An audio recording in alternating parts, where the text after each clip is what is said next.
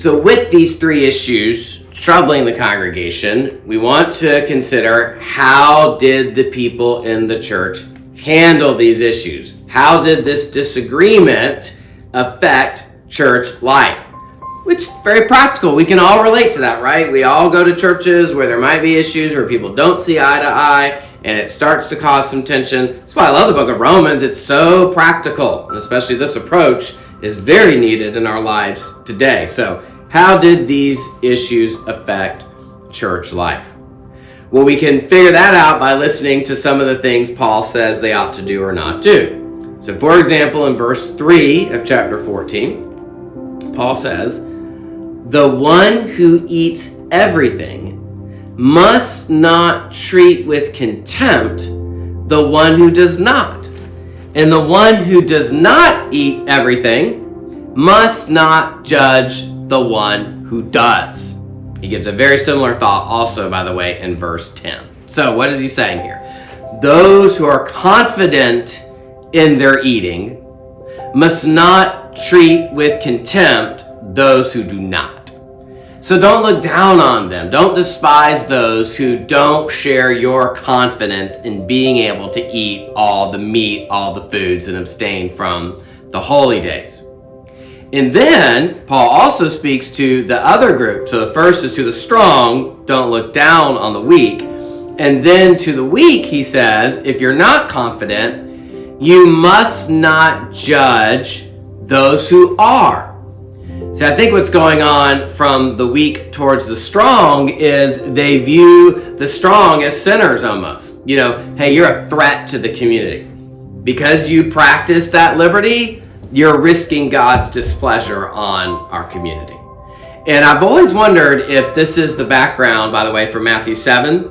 So when Jesus says, "Judge not, so that you won't be judged," is he speaking to all the different parties in Israel who weren't really getting along with one another? They each had their own view of what they had to do to get God's blessing to return to Israel and to restore Israel, to visit them and bring in the last days. And so because one group has a different agenda from the other groups, well, the other groups become a threat. They become, you're the problem, you're the reason God isn't coming back, and they judge or condemn one another. And I wonder if Paul's really just getting at the very same thing in Romans. You know, hey, you who are strong, wow, you are not caring for the needs of the weak. It's all about your agenda. Whereas you who are weak, well, now you're judging those who are strong, even though it's a matter of Christian liberty, as we'll see. That's one of the points Paul is going to make. And it's not a sin. You're judging them as if they are. And so, okay, they're the problem in the assembly. So really, each group thinks the other is the problem. And so one looks down on the other, and the other judges those who are different from them. They're really not getting along. They don't like each other. And because of that, the two groups are not able to worship and commune with one another. So verse 13, "Therefore, let us stop passing judgment on one another. Instead, make up your mind not to put any stumbling block or obstacle in the way of a brother or sister." And again, similar idea in verse 21. So what's Paul saying here? Here Paul seems to focus more on the strong, interestingly. And he tells them, quote, not to put any stumbling block or obstacle in the way of a brother or sister. So a stumbling block is something you stumble over. You trip. It causes you to fall. And specifically, we might ask, what is the stumbling block they're placing? Paul seems to use that image metaphorically or figuratively, like it's an image in their mind of someone tripping. But we still have to ask, okay, what is it that's causing them to trip? Here's what I think. I think the strong were putting pressure on the weak to go against their conscience and to conform in their behavior to that of the strong. Here's why I think this. Think about it like this. How do the Roman Christians know what the other believers are or aren't eating in their homes? Yeah, if it's about food, how do they know what they do or don't eat? There's no social media. I don't think they just happen to run into them at the store. How do they know? Because the context isn't a private setting. The context is a public setting. Namely, the public common meal the Christians shared with one another. You see, the early Christians not only worshiped together, just as we do, but they also often shared a meal together. And often in those contexts, they also observed the Lord's Supper. That's how we make sense of what Paul is saying in 1 Corinthians 11 when he talks about the disunity there at the Lord's table. So you worship, you eat, and you have the Lord's table together. So in all of those environments, it's possible that the strong were not providing a kosher option for the weak.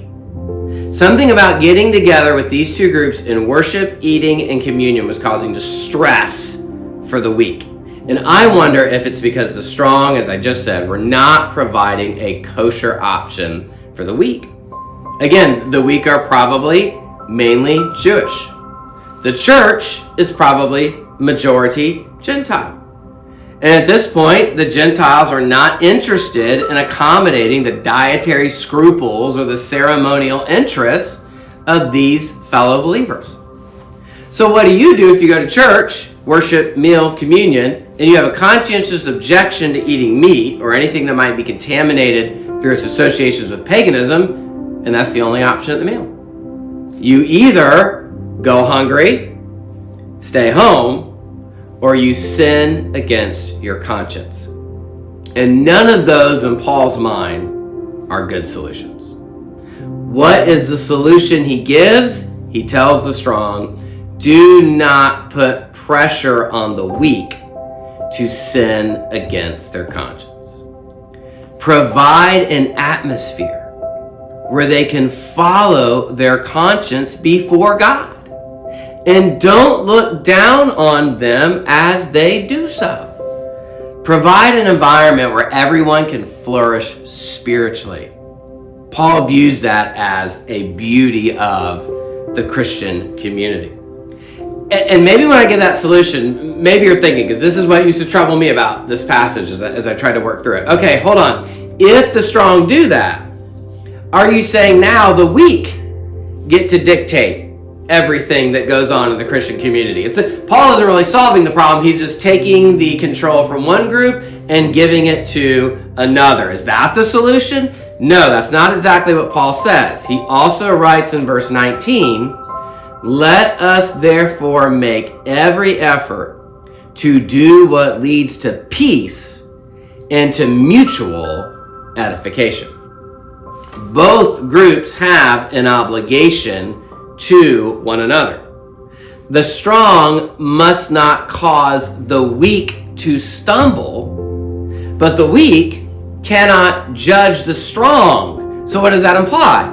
The strong are still free to practice their conscience.